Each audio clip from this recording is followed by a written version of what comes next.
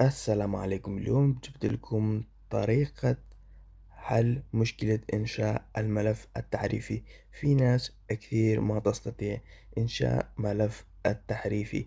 لازم تنتبه هاي الخطوات المهمة. أولا لازم يكون عمرك فوق 18 سنة، وفي ناس ما تصير إذا كانت حساباتها جديدة كليا. وثالث شي لازم يكون عندك بريد إلكتروني أو رقم هاتف فيه حسابك.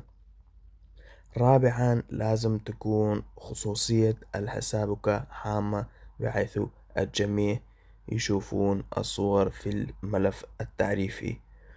وخامسا في ناس مرات عندها إنذارات أو إبلاغات على حسابهم وهم لا يستطيعون إنشاء ملف التعريفي. وفي آخر احتمال قليل ما تصير في بعض الدول. تابعني في التيك توك حتى أشرح الخطوات واحد واحد في فيديوهات إذا ما عرفت تنشأ ملف التعريفي.